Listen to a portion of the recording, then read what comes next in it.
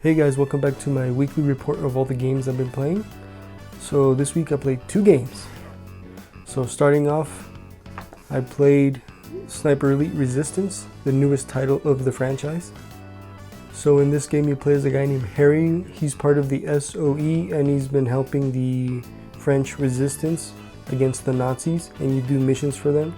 So given that French are a big part of this game, all the accents are accurate to my knowledge, and it makes it feel more authentic, even though they are speaking in English. But the guy that you play as is from the UK, I believe. So to be completely transparent, I play Sniper Elite for the gameplay. I don't really care that much for the actual narrative. There is a narrative, but it's not the most important part of the game for me. So if you've never played Sniper Elite before, it's basically like a sniper simulator. You play as a sniper and you're geared more towards actually sniping people from far away, or being sneaky and taking out enemies one by one, or using the environment to dispose of groups of enemies. So given the game is called Sniper Elite, the sniping feels very good, like it's supposed to. It feels powerful, and you also have access to X-ray kills. So when you shoot, it goes in slow motion and you get to see the impact of the bullet that has on the body that you penetrate. And it's really cool, and you can adjust how often that happens or how little it happens to none at all.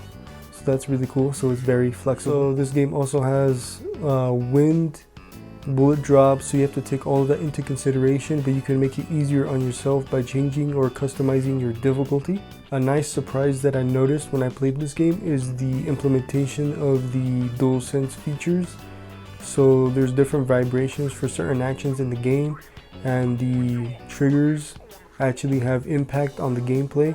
So if you hold the trigger a certain way, you aim down the sights, but you don't go full first person mode.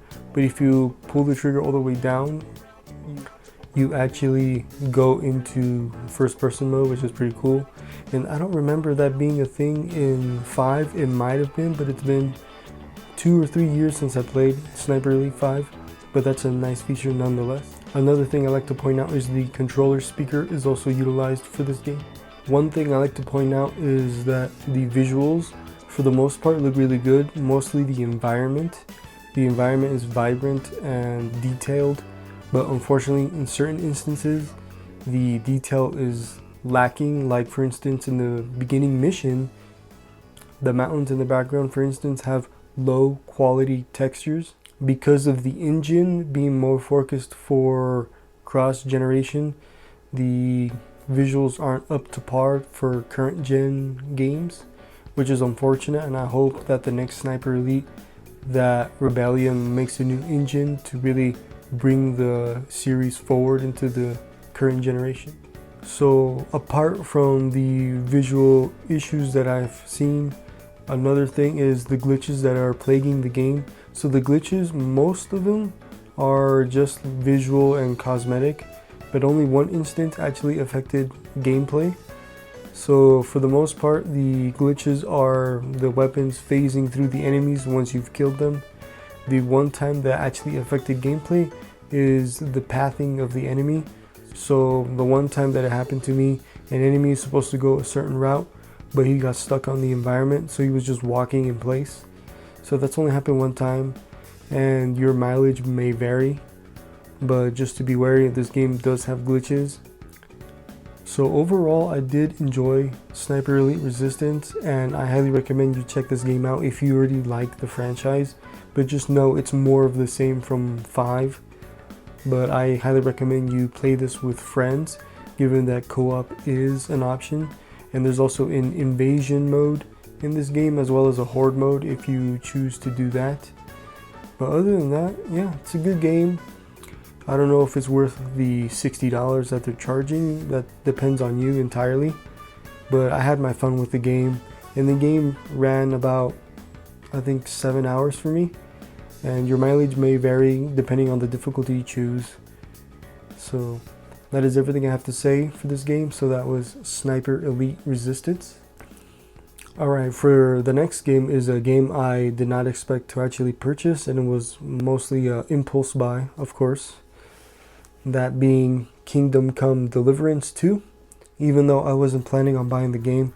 I decided to last minute because how great it looked, and I justified buying it now because I was going to play it now. So that's why I bought it. So far I put in 2 hours into the game. That was enough to bypass the tutorial and the intro to the game.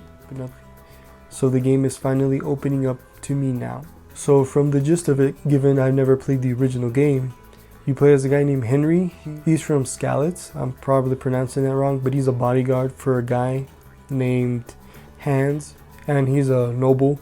And you, him, and your entourage are tasked with delivering a letter to a king to kind of ease tensions between both parties. But unfortunately for Henry and Hans and their group, they get ambushed by bandits while they're waiting for the next day to come so they can continue their journey. And unfortunately, Hans and Henry are the only survivors of the group, and they're left with nothing. And now they have to somehow convince people that they are who they say they are and what they're planning to do. And on top of that, the message that they're meant to give to the other king was stolen from the bandits, so they have to get that back as well. And that's basically the gist of the story so far. So if you've never heard of Kingdom Come Deliverance, it's supposed to be a very realistic, immersive RPG game. So there's different mechanics that are at play here that are very in-depth. So because how more realistic this game is supposed to be, you have to deal with hunger, your cleanliness, your reputation matters on how you dress, how you talk to people, as well as how tired you are. It affects your stamina and your performance in combat. So overall, the immersion is a very important factor into this game. So the combat is very brutal in this game. So the combat is, you have these little like tallies in front of you when you engage in combat. And using the right stick, you can choose the direction you want to swing your weapon. And depending on where the enemy is trying to block, you can go to the opposite direction to attempt to hit them. And you can also do different combos, which is pretty cool. But given how in-depth the combat is, it's going to take a long time to actually get used to it. With all the deep mechanics into the game bombards you with a lot of info that can be very overwhelming.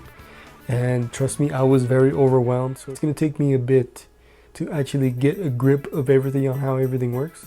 So for the 2 hours I put into right now, I'm actually very pleased with the game and impressed. So there are some things that kind of bother me a little bit that I have gripes with. So first things first, I'm playing the game on the Pro, and the game looks marvelous on the Pro. The visuals are beautiful, but so the game had certain dips here and there. So after the title card, you see Hans and Henry on their horses with their company moving about the land. And there's a certain point where Hans put his hands out to his sides, like almost like a T-pose. And at that part specifically, the game kind of stutters for a second. And apparently I'm not the only one that experiences that. So apparently that's just something that happens in the game. So if you don't know, when certain parts of the game happen in any game, the console itself or PlayStation, the fan changes speed to match what's happening on the screen to keep the system cool down. And when that happens, sometimes there's a stutter that you notice during the game. And it's not unique to this game, but it's something I noticed. And there are a couple of times where the frame also stutters a little bit during the gameplay, but it's not really enough to really destroy the experience for me. What honestly kind of destroys the immersion more than those stutters is some of the pop-in that happens in the game and the loading of textures. So like you don't see it like in the forefront, but you can see it in the background, certain bushes or trees popping in and out with the shadows, and certain trees refuse to load the textures properly at first. So you see low textures on tree branches, and then eventually becomes what they're supposed to be like in high fidelity, which, like I said, it breaks the immersion, but I'm sure they're gonna patch that out eventually. But overall, the game is actually very stable. besides those couple of stutters I experienced at the beginning of the game. And I'm honestly very impressed given the visual fidelity of the game. The game does run with the CryEngine, the same engine that powers Crysis. And honestly, I'm very surprised on how well that engine runs and looks, given that Unreal Engine 5 has a lot of issues and other engines as well. So I'm very pleased that they went with this engine. So overall, I am very glad I'm giving this game a chance, and it's going to probably take me a long time to beat given how deep it is, but it's going to be a game I'm going to not overly focus on. I am going to focus on right now given there's nothing else out right now, but once other games come out, I am going to start putting this onto the side and just kind of play other games while continuously playing this. So I don't know how long it's going to take me to beat, but just know that it's probably going to be mentioned in the videos to come. That is everything I have to say. So that was Kingdom Come Deliverance 2. So that was all the games I played this week, and once again, like I always do, I want to ask you what you played during the week and what are your thoughts on the games as well. Anyways guys, thanks for watching. I'll see you guys next time. Thank you.